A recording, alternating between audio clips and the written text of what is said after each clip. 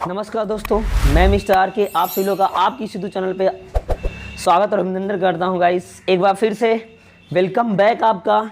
इस YouTube channel के जरिए से हम सीखेंगे क्या अवतल दर्पण के द्वारा यू भी एंड यफ में संबंध, यानी कि रिलेशन बिटवीन यू भी एंड यफ, इसके रिलेशन के बारे में सीखेंगे। किसके द्वारा? बाई आपका क्या कन्वेक्स मिरर। क्लियर ना जी? Concave mirror. किसके बारे में? कनकेव मिरर के बारे में, यानी कि अवतल दर्पण द्वारा यू भी तथा यफ में रिलेशन। क्लियर है? तो आप बने रहिए इस वीडियो में, हम आपको सिखाएंगे इस वीडियो के माध्यम से कि अवतल दर्पण का जो फार्मूला होता है वो क्या होता है। इस वीडियो के माध्यम से सीखने वाले हैं। ठीक है दोस्तों, तो आइए बने रहिए वीडियो में, स्टार्ट करते हैं। आइए दोस्तों, आइए देखिए ध्यान से। यहाँ पे हमने क्या ड्रॉ किया? हमने ले लिया एक दर्पण। कैसा दर्पण है? अवतल दर्पण। कैसे पता?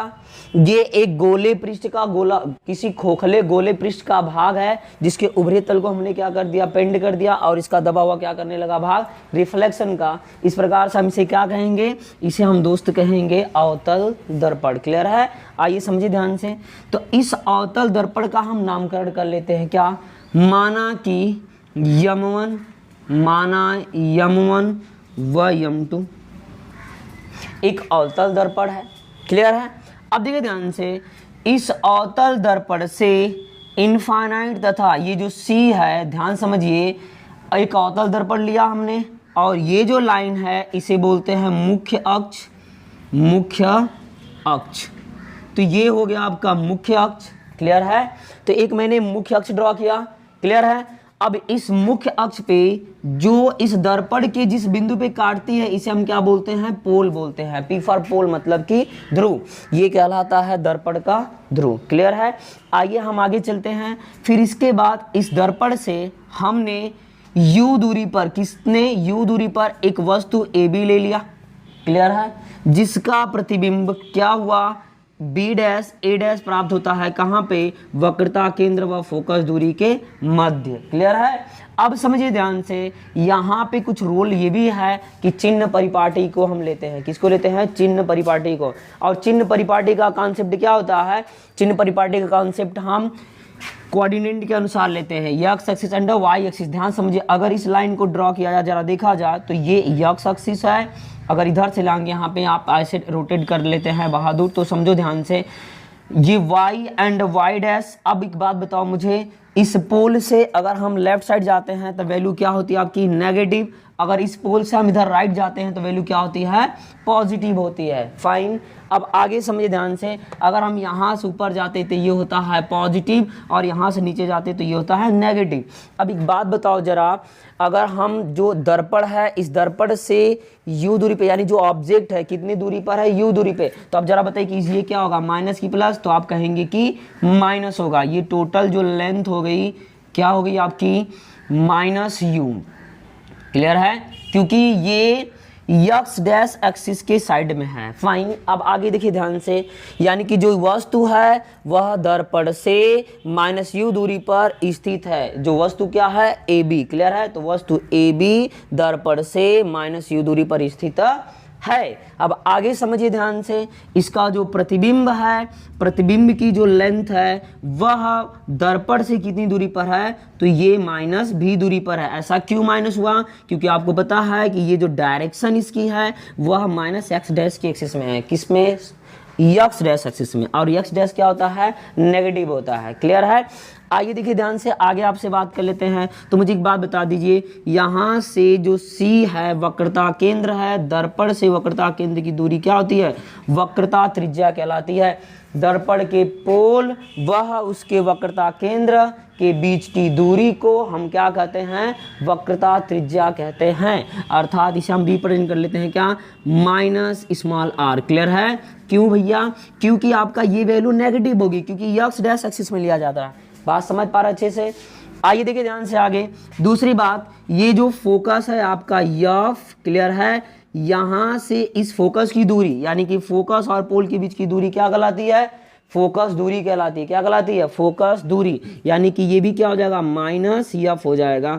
ये बात समझ पा रहे हैं अच्छे से? तो मैं आशा करता हूँ, आई होप कि आप इस बात को समझ पा रहे हैं दोस्त अच्छे तरीके से। तो आइए हम बढ़ते हैं वीडियो में आगे की ओर। क्लियर है? इतनी बात पॉइंट नोट कर लिया आप। इसमें अगर कोई आपको प्रॉब्लम्स हो, कोई इशू हो, तो आप कमेंट बॉक्स में कमेंट करके ज़रूर बताइए। उस प्रॉब्लम्स को सॉल्व करने के लिए मैं आपके लिए तत्पर हूँ। क्लियर है? तो आइए हम आगे बढ़ते हैं। अब इसमें देखिए हमें रिलेशन निकालना है। तो अब जरा बताइए कि आपने देखा यहाँ से एक पॉइंट जो यहाँ पे मीट है, इस पॉइंट को हम मान लेते हैं कि आर है, और यहाँ से हम एक परपेंडिकुलर बिल्कुल सीधी लाइन ले लेते हैं इस मुख्य एक्सिस पे। तो इसे हम मान लेते हैं क्या? यन मान लेते हैं। क्लियर है? क्या मान लेते हैं? यन मान लेते हैं। तो अब जरा देखिए यहाँ पे हम देख पा रहे हैं कि एक triangle A B C and दूसरा triangle C B dash and A dash प्राप्त होता है। तो एक बार मैं इन दोनों ट्रायंगलों को लूंगा। क्यों ऐसा हुआ? आप ये भी सोच सकते हैं कि सर इसको और इसको ले सकते हैं, इसको ले सकते हैं। ऐसा हमने क्यों नहीं किया? क्योंकि हमें रिलेशन दिखानी है जो सुगमता से, बहुत ही आसानी से फाइंड आउट हो सकता है। उसके लिए हम ट्रायंगल्स ये और इसे, इन दोनों को परचेज करेंगे। फाइन। तो आइए हम बढ़ते हैं आगे की ओर। तो हम लिखेंगे क्या? लिखेंगे, इधर देखिए दोस्त, यहाँ पे लिखेंगे ट्रायंगल ए बी सी तथा ट्रायंगल, मैंने इसी लिया और इसकी बात की है मैंने, तो क्या हो जाएगा? Triangle C B dash and A dash में। क्लियर है? तो देखिए ध्यान से, ये क्या हो जाएगा? इसमें लेंगे तो जरा बताइए कि इस वाले ट्रायंगल और इन्हें देखिए, तो ट्रायंगल यानी कि यहाँ पे क्या बनेगा? एंगल ए बी सी बराबर एंगल किसके? सी बी डैश ए डैश के। यानी कि ये जो डिग्री फाइंड आउट कर रहा है वो कितने डिग्री फाइंड आउट कर रहा है? 90 डिग्री। फाइन। तो यहाँ पे हम क्या लिखेंगे कि एंगल ए बी सी बराबर angle C B dash A dash, यानी क्या हो जाएगा आपका? समकोण। क्या होगा? समकोण हो जाएगा। क्लियर है? दूसरी बात, अब आगे हम यहाँ पे देखेंगे, ये हो जाएगा समकोण। इसके बाद देखिए ये जो एंगल है इस एंगल के बराबर होगा। कैसे? शीर्षाभिमुख कोण से। अर्थात क्या हो जाएगा? एंगल ए सी बी बराबर एंगल क्या हो जाएगा आपका? A dash C and B dash. ये क्या हो जाएगा?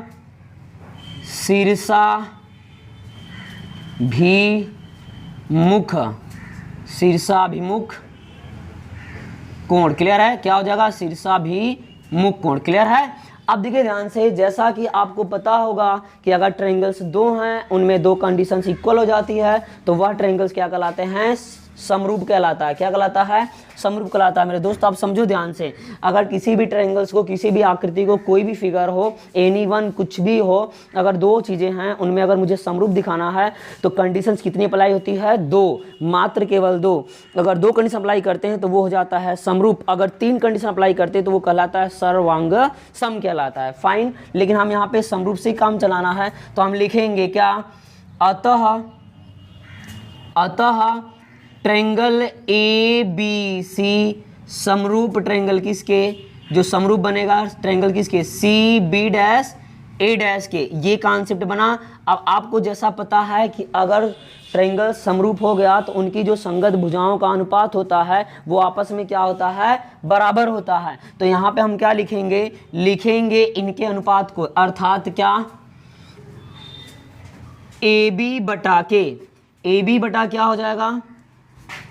बी डैश ए डैश बराबर। दूसरी बात समझो यहाँ पे, इसके बाद क्या हो जाएगा आपका? बी सी, यानी कि बी सी बटा के, बी सी बटा के क्या हो जाएगा आपका? सी बी डैश हो जाएगा। इसे मान लीजिए समीकरण नंबर फर्स्ट। क्या मान लेंगे? समीकरण, let be equation first. Clear है जी? यहाँ पे समीकरण नंबर आपका बन गया फर्स्ट। क्लियर है? चलिए ठीक है, ध्यान समझिए। अब इसके बाद हम क्या करते हैं? दूसरा ट्रायंगल्स, एक ट्रायंगल्स आप यहाँ देख पा रहे हैं ऐसे यहाँ पे, तो दोनों ट्रायंगल्स लेंगे, यानी कि एफ एन आर। तो लिखेंगे कि ट्रायंगल एफ एन आर तथा ट्रायंगल एफ एन आर तथा ट्रायंगल क्या हो जाएगा आपका? B dash A dash F. Clear है ना? बी डैश एफ ए, या फिर इसे ऐसे भी लिख सकते हैं आप, क्या इसे आप ये लिख सकते हैं कि ए डैश बी डैश एफ में, तो क्या हो जाएगा, यहां से फिर से कहानी वही बनेगी, इसे भी हम क्या सिद्ध करेंगे, समरूप सिद्ध करेंगे। क्लियर है? तो आइए समरूप करने के लिए हम क्या लिखेंगे, यहाँ पे लिखेंगे angle A B dash F, angle क्या बड़े वाले को ले लेते हैं, एंगल एफ एन आर, यानी कि एफ एन आर बराबर एंगल किसके, A dash B dash F. Clear है? ये हो जाएगा आपका क्या, समकोण। आप देख पा रहे होंगे कि ये राइट ट्रायंगल क्रिएट कर रहा है यहाँ पे, तो यानी कि angle F N R, F N R यहाँ पे राइट ट्रायंगल, और A dash B dash and F ये रहा 90 डिग्री का एंगल। फाइन, बात समझ पा रहे हैं अच्छे से? तो चलिए ठीक है, आइए देखते हैं आगे की ओर हम लोग। यहाँ पे एंगल एफ एन आर बराबर angle A dash B dash समकोण हो जाएगा। इसी प्रकार से दूसरे एंगल को देख लीजिए, यहाँ पे ये एंगल शीर्षाभिमुख कोण बनेगा, तो हम लिखेंगे क्या, एंगल, क्या लिखेंगे, एंगल आपका क्या हो जाएगा, एंगल ए डैश, माफ करिएगा इस बड़े वाले को लेंगे हम क्या, यहाँ पे यन, क्लियर है, N F R, angle N F R is equal to angle किसके, यहाँ पे हो जाएगा A dash F B dash, A dash और इसके बाद क्या आपका एफ बी डैश, यानी ये क्या बनेगा, शीर्षाभिमुख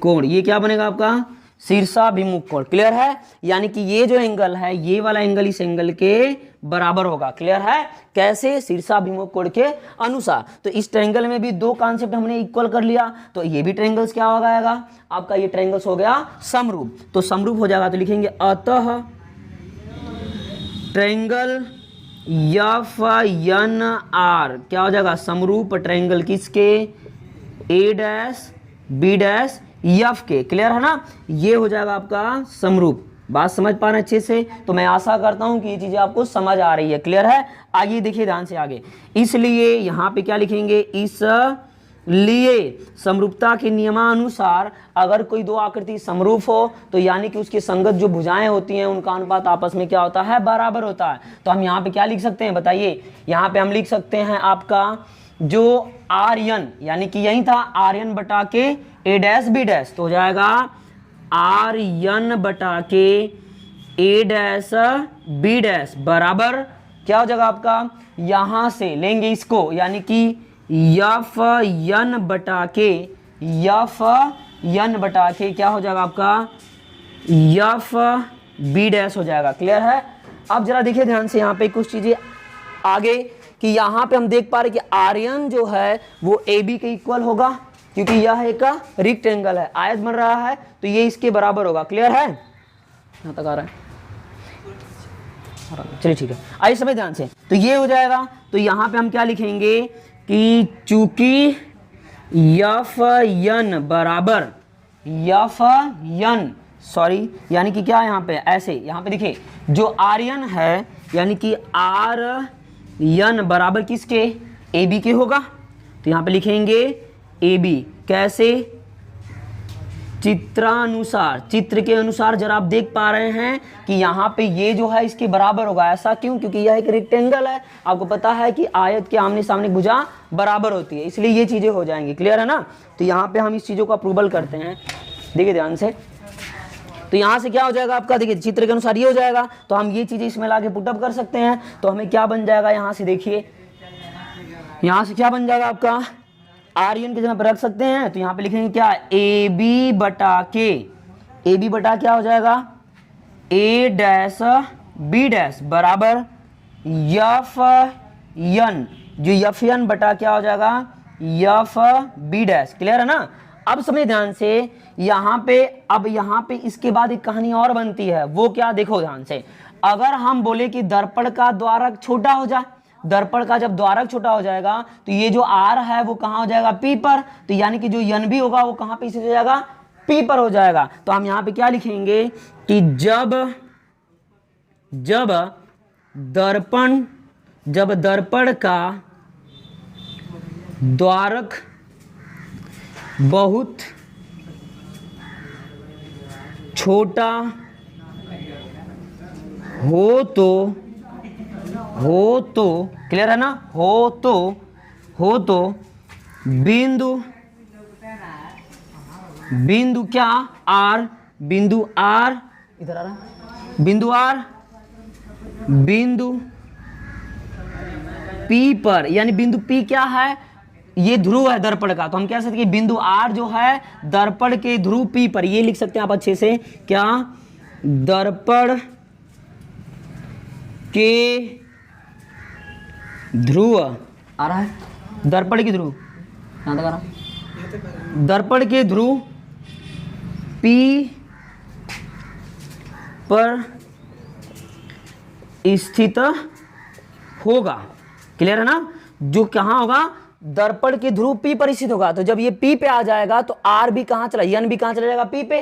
तो हम क्या कह सकते हैं, ये कह सकते हैं क्या कि यफ यन बराबर, जो यफ यन होगा वो किसके बराबर हो जाएगा, यफ पी के बराबर हो जाएगा। अब ये वाला कि इसमें हम पुट कर देंगे, तो जब पुट करेंगे तो क्या हो जाएगा बहादुर, देखो ध्यान से आप, ए बी बटा के ए डैश बी डैश हो जाएगा इज इक्वल टू, अब बताइए यफ यन की वैल्यू क्या हो जाएगी, यफ पी हो जाएगी, तो यहाँ लिखेंगे यफ पी, अब बटा के क्या हो जाएगा, यफ बी डैश हो जाएगा, क्लियर है। अब इसे हम क्या वैल्यू कर लेंगे, समीकरण नंबर सेकंड कर लेंगे।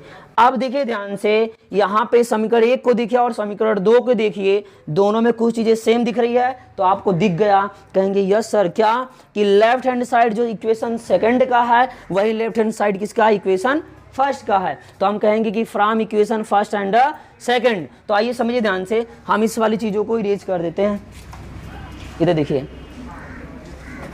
ध्यान समझिए, तो यहाँ पे इसे इरेज करते, देखो ध्यान से आप अच्छे से, तो यहाँ पे क्या लिखेंगे, लिखेंगे समीकरण 1 तथा समीकरण 2 से, क्लियर है ना, समीकरण 1 तथा समीकरण 2 से, समीकरण 1 तथा समीकरण 2 से क्या हो जाएगा, समीकरण तथा समीकरण 2 से क्या हो जाएगा आपका बताइए, ये दोनों इक्वल हो जाएगा, तो मैं क्या लिखूंगा, बी सी, क्लियर है ना, यहाँ पे क्या लिखेंगे, बी सी बटा के, बी सी बटा क्या हो जाएगा, सी बी डैश बराबर क्या हो जाएगा आपका, यफ पी बटा के, यफ पी बटा के यफ बी डैश हो जाएगा। बात समझ पा रही इतनी सी, तो मैं आशा करता हूँ कि ये चीज़ें आपको समझ आ रही है मेरे दोस्त। तो अब आइए देखिए ध्यान से, हम आगे बढ़ते हैं, जरा मुझे बताइए, अब यहाँ पे हम वैल्यू को पुटअप करते हैं, यानी बी सी देख लो आप, तो बी सी यही रहा, हमें बी सी की लेंथ चाहिए, तो BC का लेंथ हम क्या लिख सकते हैं, BP माइनस CP। अगर BP में से आप CP को माइनस करेंगे तो बोलो ये मिलेगा कि नहीं, बोलो हाँ या ना। जैसे समझो ये मान लेते हैं टोटल दूरी क्या है, ये टोटल दूरी मान लेते हैं कि आपका यहाँ पे क्या है पॉइंट B, यहाँ पे P और यहाँ पे पॉइंट C है। मुझे ये पॉइंट चाहिए, मतलब ये अगर मैं इसको माइनस कर दूं, यहाँ से ये माइनस करें तो ये मिलेगा दूरी। अरे बोलो हाँ या ना, ये निकल गया तो ये बचेगा। मतलब हमने क्या किया, इस पूरे में से इतना निकाला, मतलब क्या BP में से CP को माइनस कर दिया। तो मैं क्या लिखूंगा यहाँ पे, BC बराबर क्या, BC बराबर हो जाएगा आपका BP minus BP minus CP, तो ये हो जाएगा CP बटा के, अब देखिए CB डैश, तो CB डैश हमें ये दूरी चाहिए, तो फिर से सुन लीजिए, यहाँ पे CP माइनस क्या B डैश P कर देंगे तो CP मिलेगा। तो हम क्या लिखेंगे CP, यहाँ पे क्या लिखेंगे CP माइनस क्या हो जाएगा, CP माइनस क्या B डैश P हो जाएगा। तो यहाँ पे लिखेंगे B डैश P बराबर एफ पी ऑलरेडी हमको मौजूद है, तो यहाँ पे एफ की को ऐसे ही रहने दीजिए, बटा के एफ बी डैश। अब आपको चाहिए एफ बी डैश, क्लियर है ना, जो यहाँ पे दूरी थी आपका एफ बी डैश था, क्लियर है। तो देखिए ध्यान से, एफ बी डैश आपको ये दूरी चाहिए, तो हम इसको क्या करेंगे, बी डैश पी में से क्या करेंगे, एफ पी को घटा देंगे, यानी कि बी डैश पी। तो क्या लिखेंगे यहाँ पे, B dash P minus B dash P minus क्या हो जाएगा, एफ पी हो जाएगा। क्लियर है, सारी वैल्यू समझ में आ गई सारे इक्वेशंस को। अब हम क्या करेंगे, सबका मान रख देते थे, इरेज कर दें, समझिए ध्यान से आप, इधर देखिए। तो क्या हो जाएगा आपका, अब देखिए ध्यान से, बीपी का मान कितना है, बीपी बराबर किसके, यही था ए आर के, इसकी वैल्यू क्या है माइनस यू, तो हम यहाँ क्या लिखेंगे माइनस यू, माइनस सीपी, देखिए ध्यान से सीपी क्या है आर है जो कि नेगेटिव है, तो माइनस क्या हो जाएगा प्लस आर, क्लियर है। टोटल बटा क्या हो जाएगा, सीपी का value minus R minus B dash P का वैल्यू, बी डैश पी का वैल्यू क्या है माइनस बी, तो ये क्या हो जाएगा प्लस बी बराबर एफ पी हो जाएगा आपका, एफ पी हो जाएगा आपका माइनस एफ हो जाएगा।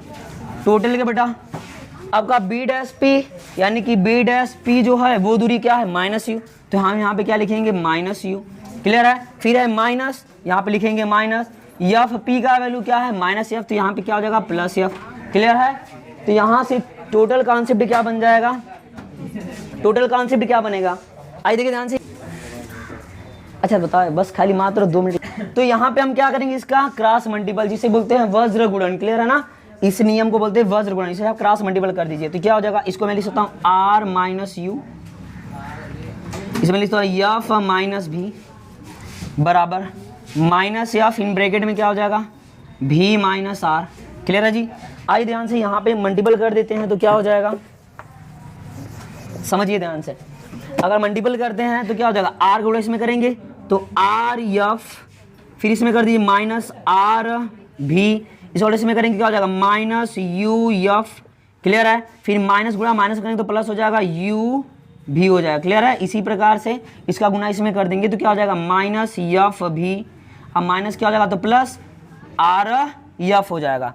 अब देख पा रहे हैं कुछ चीजें कैंसिल आउट हो रही हैं तो काट दी, देखिए आर एफ प्लस इधर भी है इधर प्लस है, कैंसिल आउट हो जाएगा, बचा आपके पास क्या माइनस आर भी, क्या बचा माइनस आर भी minus U F plus you भी बराबर क्या बचा माइनस एफ भी। अब समझिए ध्यान से, हम करते क्या है यहाँ पे आर बराबर आपको पता है कि चूंकि आर बराबर 2f, क्लियर है। क्यों, इधर समझो, ये टोटल दूरी क्या है बहादुर, यहाँ पे देखिए आप सीपी का जो वैल्यू है वो आर है, वक्रता त्रिज्या, और ये है फोकस दूरी। तो जो फोकस दूरी होती है वह वक्रता त्रिज्या की क्या होती है आधी होती है, तो हम कह सकते हैं कि जो वक्रता त्रिज्या होगी वह फोकस दूरी क्या होगी दोगुनी होगी, क्लियर है। अर्थात यहाँ पे ये चीजें बन जाएगी, तो हम यहाँ पे क्या नोट करेंगे, पॉइंट को समझिए ध्यान से अच्छे से। तो ये क्या हो जाएगा आपका, ये वैल्यू आर का रख दें यहाँ पे, तो 2f रखेंगे क्या हो जाएगा माइनस 2f भी, क्लियर है, माइनस यू एफ, अब प्लस क्या हो जाएगा यू भी, अब बराबर हो जाएगा माइनस एफ भी, क्लियर है।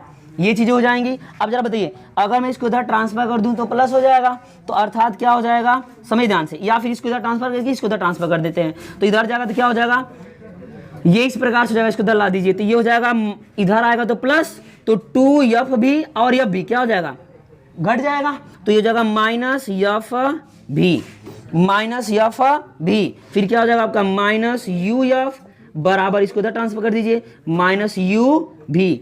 अब इन दोनों में कुछ कॉमन दिख रहा है तो आपको कॉमन दिखेगा माइनस एफ, क्या मिलेगा यू माइनस भी माइनस यू बराबर माइनस यू भी, माइनस से माइनस कैंसिल आउट हो जाएगा। इसके बाद क्या करते हैं, इस वैल्यू को इधर ट्रांसफर कर दी, इसको इधर ट्रांसफर कर देते हैं तो क्या हो जाएगा यहाँ तक आ रहा, तो यहाँ से क्या हो जाएगा आपको ट्रांसफर कर दीजिए तो ये हो जाएगा क्या भी माइनस यू, क्लियर है।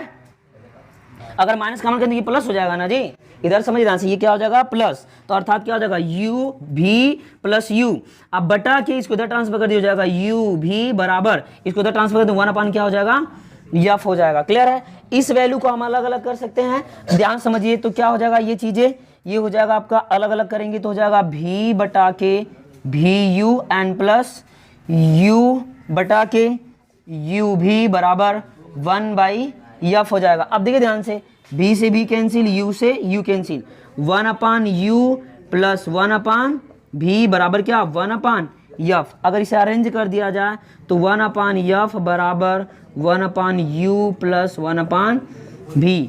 यही क्या होता है आपका, आपने जो हेडिंग डाल रखी थी क्या कि relation between u v and f में संबंध, यानी कि अवतल दर्पण द्वारा अवतल दर्पण द्वारा UVAF में रिलेशन आप निकाल पाए। क्लियर है? ये चीज़ें आपके लिए काफ़ी मोस्ट और इंपॉर्टेंट साबित होती है। दूसरी बात ये जानिए, अगर आपको न्यूमेरिकल अच्छे से, अगर ये डेरिवेशन आपको डेराइव जो मैंने करा, अगर ये आपको अच्छी तरीके से समझ में आ रहा है तो मेरे दोस्त मैं आपसे बता दूं कि आप न्यूमेरिकल को बहुत ही इजी वे में सॉल्व कर पाएंगे। हालांकि आपको प्रॉब्लम्स कहाँ होती है कि ये वैल्यू प्लस होगी कि माइनस, ये आप सीख लो। मैंने बताया था कार्तीय तल से लेंगे, अगर वैल्यू लेफ्ट साइड जा रहे हैं तो सारी वैल्यू क्या होगी? नेगेटिव। क्यों? क्योंकि हम ये डायरेक्शन जो है आप किस डायरेक्शन में रहे हैं? यक्स डैश एक्सिस के डायरेक्शन में, इसलिए सारी वैल्यू क्या होती है? नेगेटिव। आपने देखा?